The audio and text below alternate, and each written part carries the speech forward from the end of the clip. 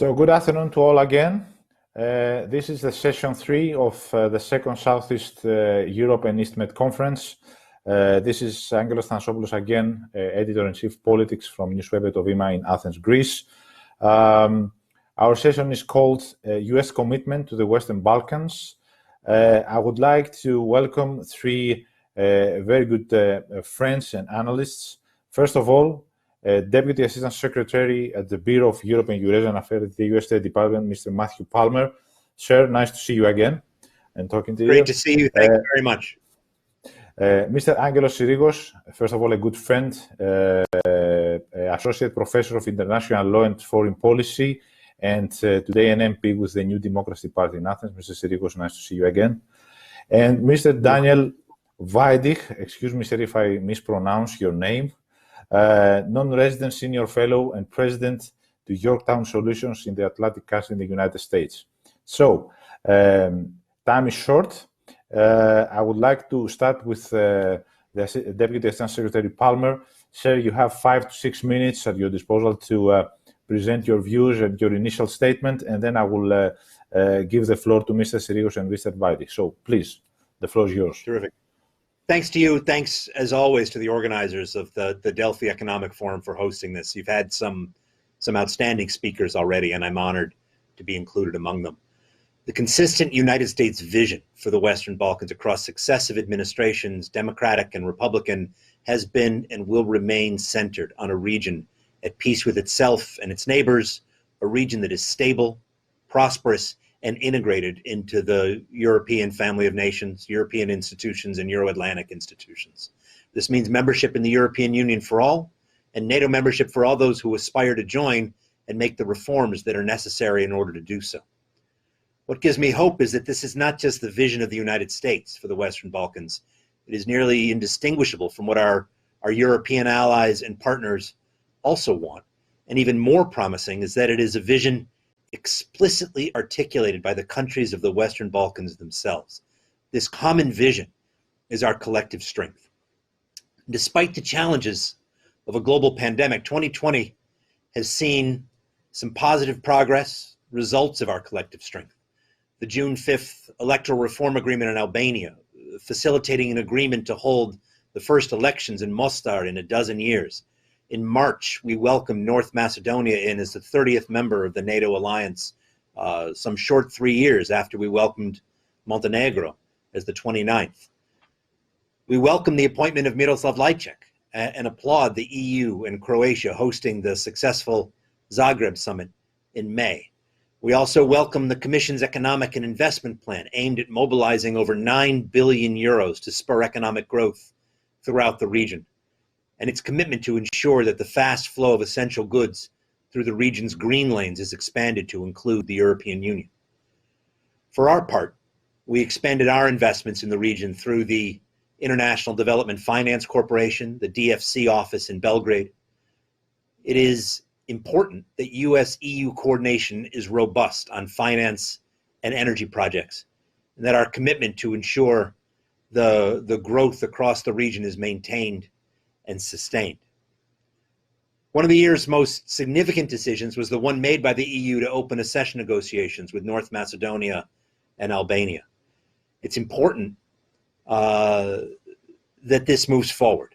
It was a reset for the region, putting all of our efforts into making the region a significantly better place. And it served to counter the false narrative and insidious doubt propagated by our geopolitical competitors that the Western Balkans, no matter how much progress they make on reforms, will never be fully integrated into the European Union. However, I know 9 months later, I know that many of you share our disappointment with the further delays in opening the years-long accession negotiations for Albania and North Macedonia. And I cannot emphasize enough how absolutely essential it is that the EU maintains an open door for the Western Balkans. Prospects for accession need to be tangible, achievable, and progressing. The United States and the EU are tremendously invested in securing a stable, peaceful, prosperous region, and this requires full European integration. The countries of the Western Balkans need to meet our shared transatlantic standards, and the United States remains committed to partnering to help them do that. But the EU's strongest incentive has been and will remain the accession process. The United States has a voice, and we will use it to encourage positive movement between North Macedonia and Bulgaria. Finally, and given today's events, I'll end for now by noting Greece's role as a pillar of stability in the Balkans and the Eastern Mediterranean, and a vital partner bolstering the region's security and prosperity, particularly in the energy sector, but in other areas as well. Greece's strong support for the Euro-Atlantic aspirations of North Macedonia and Albania are most welcome, as is its increased outreach to Kosovo. Over the past 4 years, the United States and Greece have worked together to redraw the energy map of Southeast Europe. This is no small feat, and these positive developments mean that Europe and its neighbors will have a choice of where their energy comes from, what type of fuel they will use, and the route for delivery. Having options mean nations cannot be coerced to act against their own interests. Much of this progress was unlocked by the Prespes Agreement and renewed Greek attention to a region that welcomes a significant role for Greece and Greek business. We're on the cusp of doing more together than ever before, and I'm excited to see what the next year holds in store. Thanks again for this opportunity, and I'm very much looking forward to the conversation. Regards from Washington. Thank you so much. Mr. Syrigos, the floor is yours. Thanks a lot. First of all, I would like to thank the organizer of Economic Forum for the opportunity to debate in this forum with so important speakers.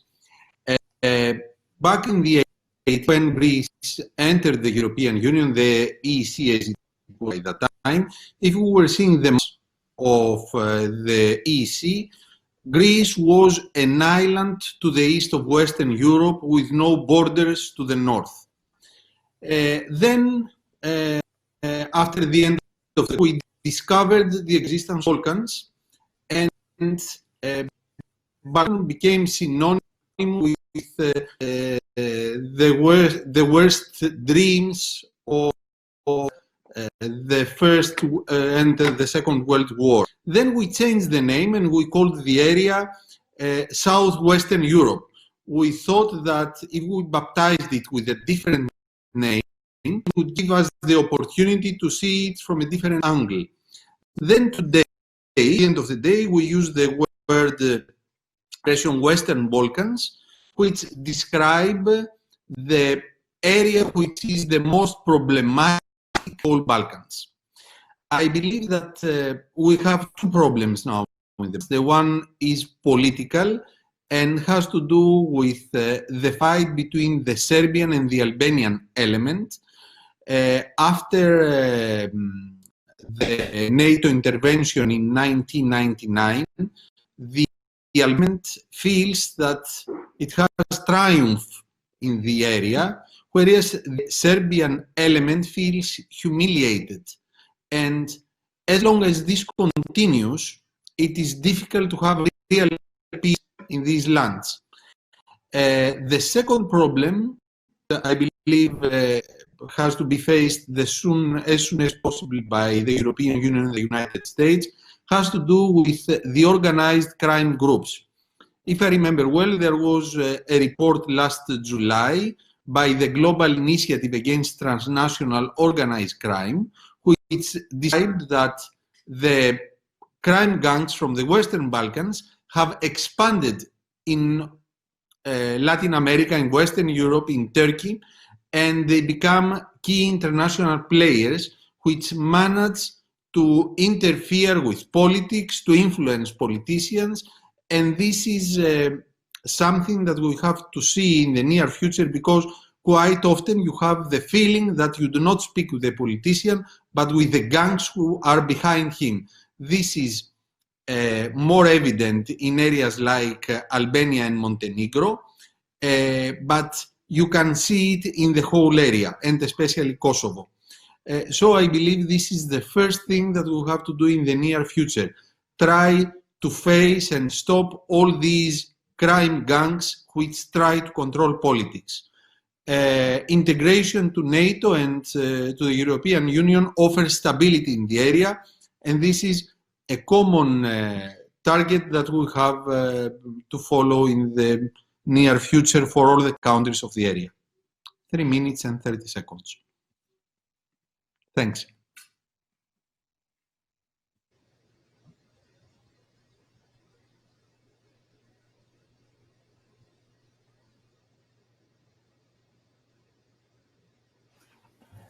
So, thank you so much. And now I would like to give the floor to Mr. Vajdich. Please, sir, the floor is yours. Thank you so much, and thank you to Delphi for organizing this important conference. The incomplete Euro-Atlantic integration process in the Western Balkans does leave the region vulnerable to external non-Western actors. But I would argue that the primary entry point for these actors, especially Russia, is the unresolved relationship between Belgrade and Pristina. While China can offer and does offer certain state-to-state commercial engagement that may seem attractive in the short term, Russia actually has very little to work with in the Western Balkans. It curries favor with based on certain, historical events and phase, and it obviously has relationships that it uses with the Orthodox churches in the region. But Moscow's actual clout, economically, militarily, is minimal. Rather, it's the unresolved relationship between Belgrade and Pristina that really gives Moscow its only real point of leverage in the Western Balkans. Serbia's leading political actors are compelled to cooperate with Moscow up to a certain point in order, from their perspective, to maintain Moscow's veto against Kosovo's membership at the UN. And what they're trying to do is buy time for some sort of agreement with Pristina that would be acceptable to the Serbian electorate, or at least a portion of the Serbian electorate. As a result, Serbia is highly vulnerable to Russian pressure and quite frankly, blackmail. Serbia's actually recent vote at the UN is a case in point.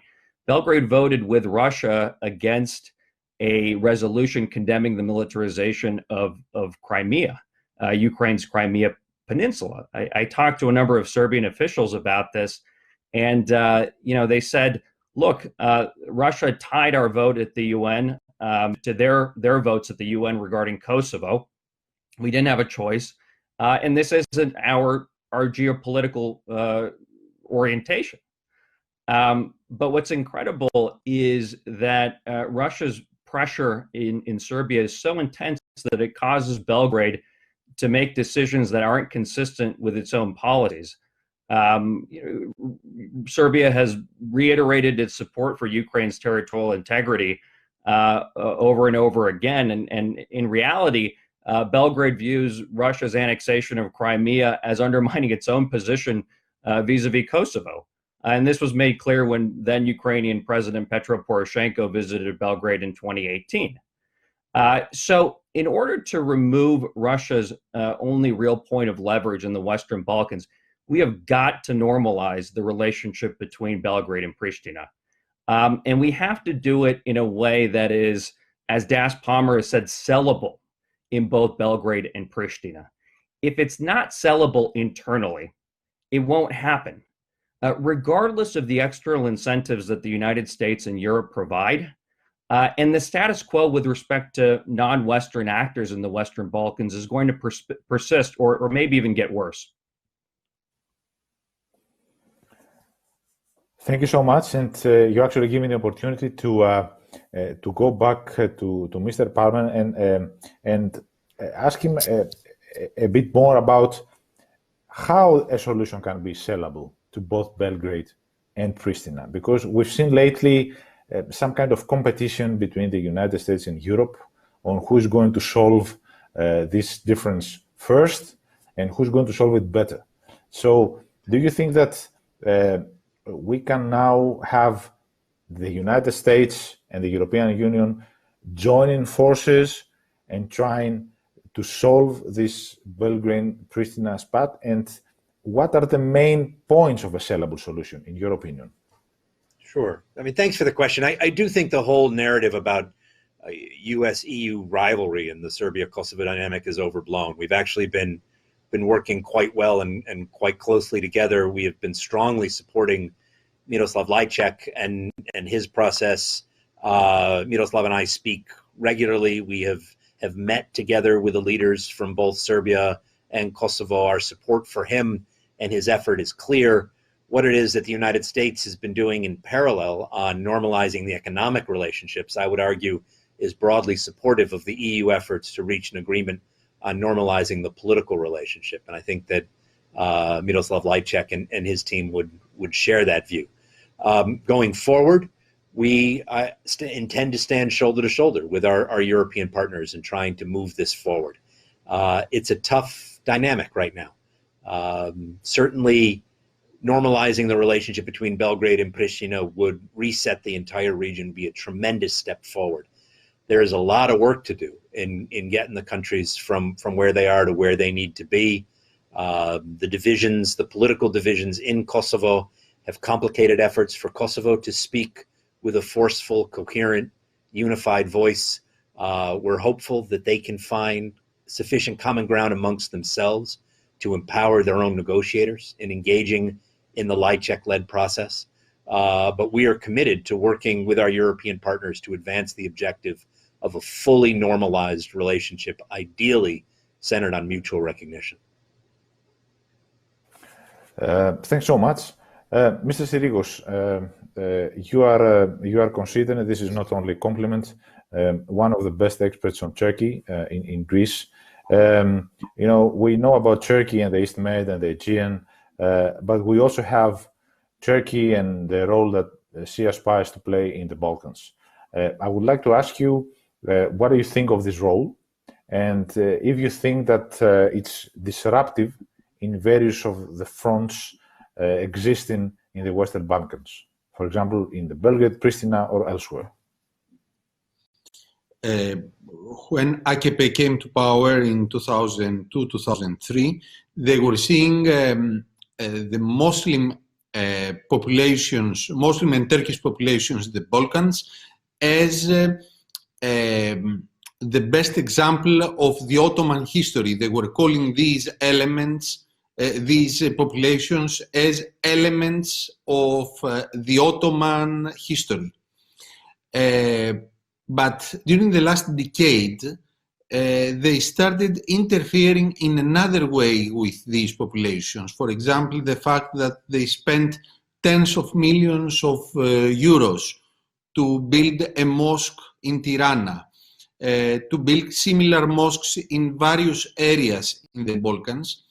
So that AKP does not consider these populations only from the historical point of view, but they are trying to influence present-day politics. And this is the most disturbing thing today with Turkey in the area. What I find very interesting is this fight with schools in elementary and secondary schools in Albania, in Tirana. There were some schools which were owned by people who belonged to the Gulen movement. During the last 3-4 years, Turkey is trying to undertake these schools, and there is a long fight, and there are the Albanian states to intervene into this conflict. What is happening in Tirana is similar to what is happening in Kosovo, what is happening in Moldova, for example, where they have similar schools in the area of the Turkish-speaking Gagauz in the south of the country. It happens in Kosovo. It happens in all over the places. And we have to be very careful with what Turkey does with political.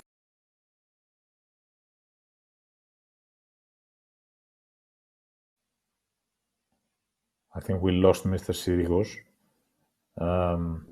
No, he's back with us. You are back with us. Yeah. Please repeat your last sentence. Yes.